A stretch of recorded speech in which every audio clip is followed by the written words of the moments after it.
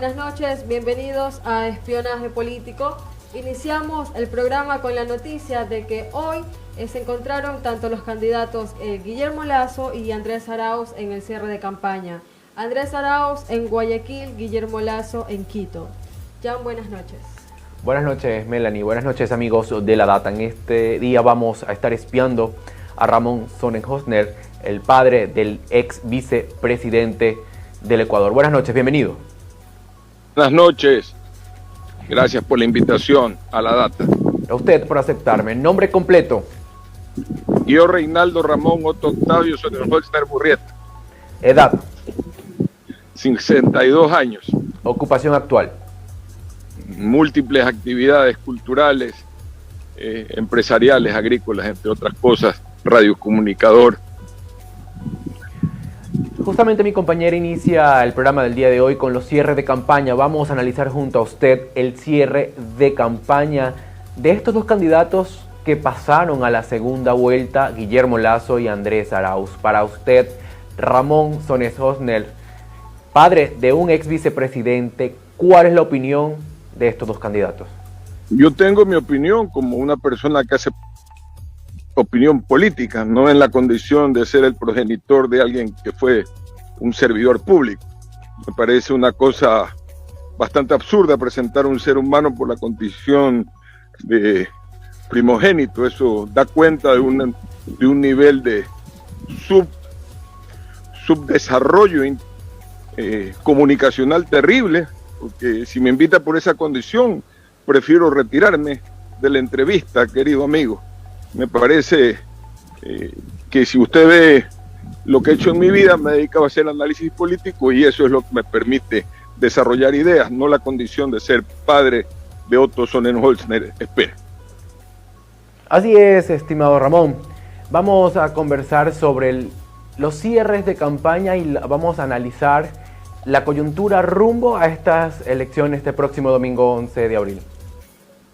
Bueno, que el análisis es múltiple, desde el hecho circunstancial de un cierre que no hubo mucho cuidado, por lo menos en Guayaquil, en los distanciamientos sociales, en una de las más extremadas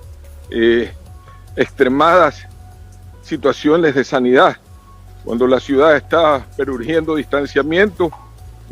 Una de las campañas, específicamente la que cerró en Guayaquil, tuvo la indelicadeza de amontonar gente en una forma no adecuada. Es decir, yo creo que no era necesario de ninguna parte, de ninguno de los candidatos, ese exhibicionismo, que lo único que es una indelicadeza con la sociedad. Haya quien sea, si es la lista de Lasso o la lista del señor Arauz, es una indelicadeza haber hecho cierres en el siglo XXI en plena pandemia. No estamos viviendo una pospandemia, sino el reinicio nuevamente de una pandemia. Ramón, ¿usted qué nos puede decir acerca sobre la labor periodística en cuanto a las propuestas por ambos candidatos, tanto de Andrés Arauz como Guillermo Lasso? ¿Qué piensan ellos en cuanto a las propuestas sobre los periodistas, en cuanto al favor de ellos? Perdón, ¿qué pienso en cuanto a las propuestas de los candidatos para los periodistas del Ecuador? Se ha visto también en la época del correísmo, cómo manejaron también el tema del periodismo en cuanto también al linchamiento mediático a los periodistas. Creo que definitivamente ellos adujeron que había un linchamiento mediático de parte de los ¿cómo se llaman?, los diferentes actores de la comunicación. Tenían ese discurso de los años 70, cuando realmente se podía monopolizar la comunicación. Hoy es imposible monopolizar la comunicación. Cada actor tiene la capacidad de generar sus propios medios. De hecho, estoy en un medio alternativo que está tomando peso, como La Data, como en su momento hoy día La Posta, por ejemplo, ha logrado remontar la eficiencia en el juego político que otras épocas tenían otros medios que parecían pues de inversiones gigantescas para hacerlas. Por lo tanto, fue una queja básicamente para cortar la libre expresión.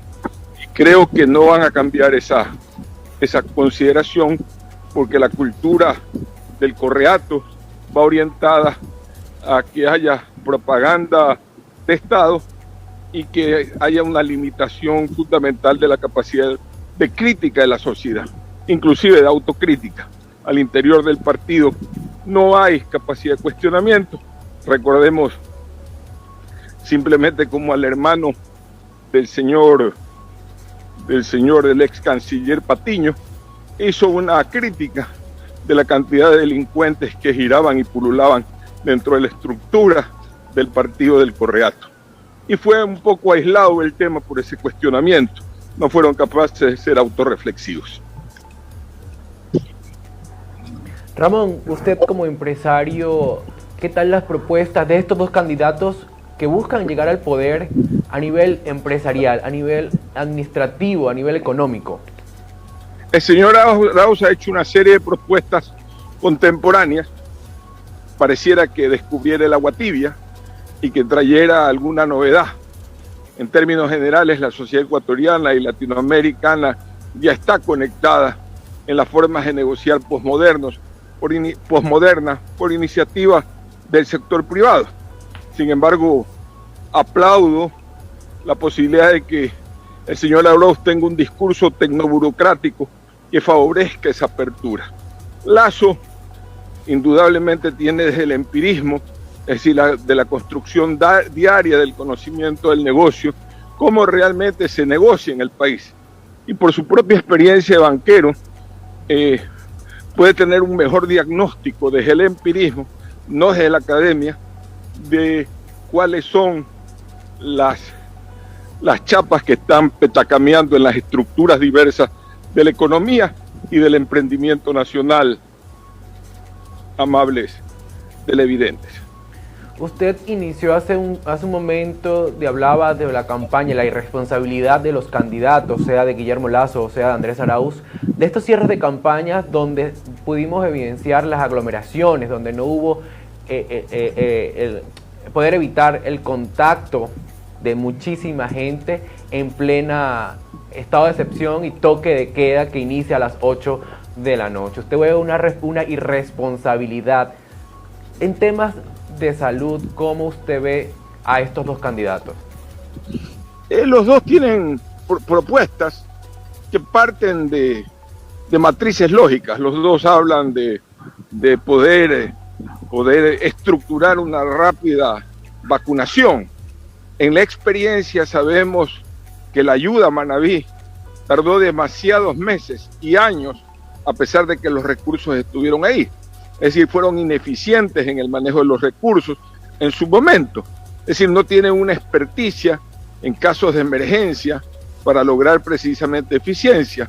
Y Lasso, por otro lado, solo exhibe el palmarés de haber sido un empresario privado con un alto nivel de eficiencia. Por lo tanto, el uno no tiene una experiencia en ese tema real y el otro la ha tenido y fue realmente un fracaso en varias emergencias que tuvieron el país, y la que más recuerdo es la Manabí, donde los que primero llegaron fue el auxilio del sector privado, antes que la del estatal, donde hubo fugas gigantescas a través de sobreprecios en la inversión pública correspondiente.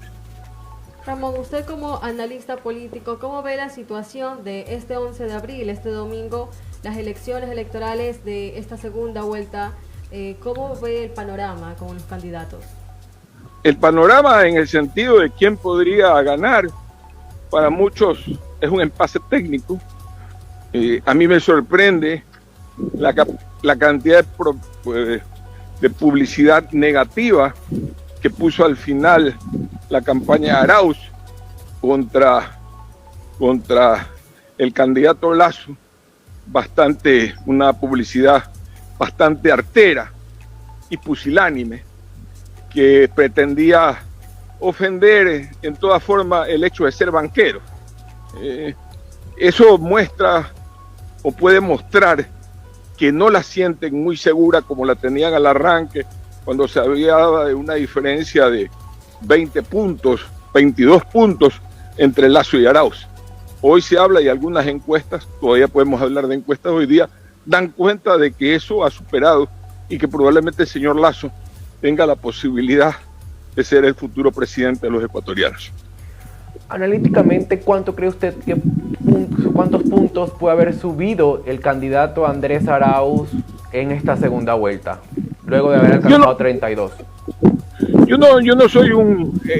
a ver, seguramente subió 15, 16 puntos o pasó los 50, pero luego se decantó, generó algunas decepciones.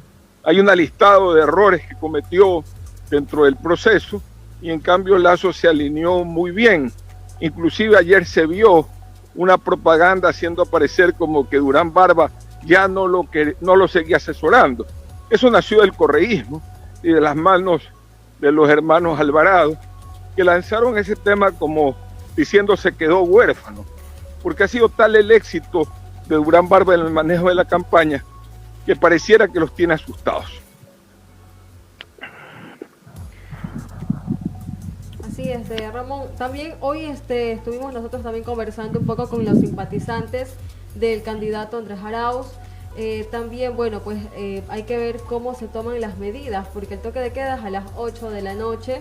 Vamos a ver, usted como analista político, ¿qué piensa al respecto? Porque ya estuvo mencionando acerca de que realmente no han tomado las medidas de bioseguridad, no han respetado todas estas medidas ahora con el coronavirus. ¿Qué nos puede decir al respecto? Tengo 62 años y he estado cerca del poder políticamente desde que tengo 18, cuando fui secretario de un partido ecuatoriano. Y yo lo único que le puedo decir es que el poder es la vedette más manoseada que puede haber. Y como es manoseada, hoy las manos aparecieron múltiples para mostrar cercanía a quien probablemente pueda ser el presidente, y además los mismos candidatos invirtieron dinero en movilización. Creo que era algo innecesario. Específicamente conozco el caso de Andrés Arauz porque vi una transmisión y estaban comentando. Desconozco de la administración de Lasso. Usted tendría que decirme qué pasó con lo de Lasso. Estaba enterado hasta Cayambe y de allá para acá no conozco. Pero Guayaquil es una ciudad que está viviendo una crisis sanitaria terrible, terrible, como ustedes lo conocen como periodistas, y era un insulto a la inteligencia lo que se presentó hoy día en Guayaquil.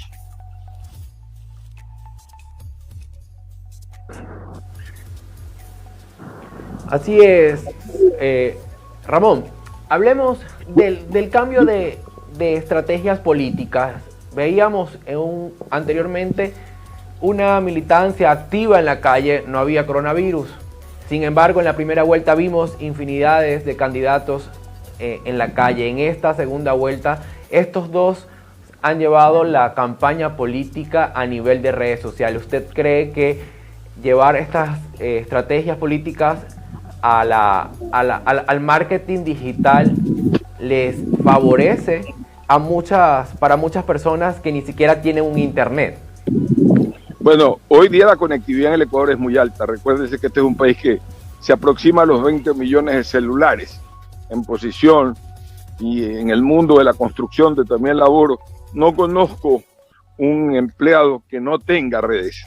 Es decir, que no esté conectado a una red, que se enchufle a las redes en las estaciones. En la ruralidad es menos. Sin embargo, más allá hay que diferenciar desde el mundo del mercadeo dos niveles: el nivel de carne y hueso donde hay que trabajar y el nivel de la virtualidad. El marketing objetivamente hoy trabaja en los dos niveles. El uno catapulta al otro y el otro lo catapulta al otro. Tienen que ser trabajos paralelos. La virtualidad es un mundo, pero la realidad es otro. Igual como cuando se coteja en el amor contemporáneamente, los chicos han cogido el tema de gastar mucho tiempo en un celular para hablar de amor, pero sin embargo tiene que haber un punto de encuentro para realizar el amor, y la realidad de la política es muy parecida a lo que estoy diciendo en este momento. Aparte que los candidatos también han tomado fuerza en las redes sociales, sobre todo en esta TikTok, que es muy conocida por los jóvenes, tal vez para llegar a este público. Pero definitivamente. Sin embargo, si usted revisa la cuenta de Arauz y la cuenta de buen amigo Rabascal, no son cuentas con movilización muy fuerte. La cuenta que tiene poder es la de Correa. Es decir, hasta ayer o antes de ayer, Andrés Arauz no superaba los 200.000 seguidores en la cuenta de Twitter, si no eran 120 o 100 algo, lo puede verificar en este momento. Es decir, no era mayor su fuerza. Donde se jugó la pelea con la juventud fue básicamente en el TikTok, donde hoy día hasta muchos intelectuales célebres del planeta comienzan a tiktokear como un mecanismo importante de comunicación. Hay que diferenciar en este momento las redes clásicas y esta red que es de origen chino, que tiene una forma diferente y más permisiva para ser agresivos. Recuerden que las otras redes han sido un poco bloqueadas internacionalmente en el manejo de los temas políticos. Ramón, nosotros estuvimos hoy en el cierre de campaña del candidato Andrés Arauz. Nosotros consultamos cuál sería el actuar de estas personas si el domingo no llegase a ganar el candidato. Ellos hablaron de violencia. ¿Usted cree que estamos en estos momentos para violentarnos entre ciudadanos ecuatorianos? Creo que el fin de Andrés Arauz no es violento. Yo creo que la violencia puede ir de lo que ya anunció Rafael Correa, de sus procesos de vendetta contra determinados grupos, en el caso de ganar, y en el caso de perder ya anunció de que se está fraguando un fraude. Por ende, es otro elemento que hay que analizar. Si van a aceptar lo que ellos llaman un fraude o van a armar un sainete, ¿sí?, en unidad con su nuevo socio, el señor Issa, con el cual ya hicieron un sainete de costos muy graves en octubre 12, si mal no recuerdo, 9 del año antepasado.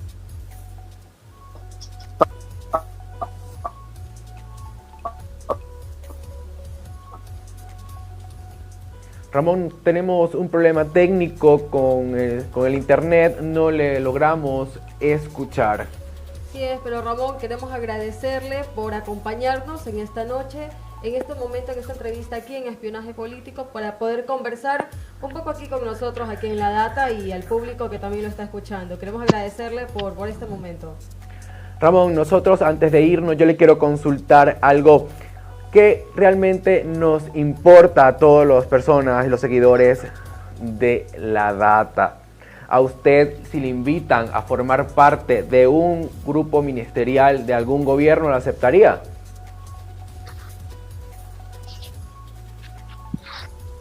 Propuestas. Yo soy un hombre dedicado a mi vocación, que es la crítica política y la crítica cultural. No se puede ser en la vida cura, dar la misa y cobrar la entrada. Así que para mí eso no está en juego a esta altura de mi vida. A mí me interesa otro tipo de cuestiones. Servir al país de donde lo sirvo, a través de ser un gestor cultural con una operatividad importante en el país, desarrollar proyectos culturales, trabajar en el parque cultural donde dedico gran parte de mi vida, en la radiocomunicación. No, hoy día creo que hay gente formada para eso. Yo soy, como digo, siempre un cura suelto y no correspondo a ese tipo de estructura. Lo que sí, sin duda, si alguien me pide un consejo, en forma gratuita lo daré, como opinador que soy. Si lo toman, y si no lo toman, lo dejan. Así es sencillo. Les agradezco la invitación, deseo lo mejor, éxito a Tania, al amigo Jan, y éxito para La Data, que seguramente en poco tiempo será un emprendimiento más exitoso de lo que les han ido. Muchísimas me invitarán gracias, al primer año de celebración. Ramón, por esos deseos al equipo de La Data. Espero tenerlo pronto acá en los estudios de nuestro canal. Melanie. Cuando me invite, con todo gusto.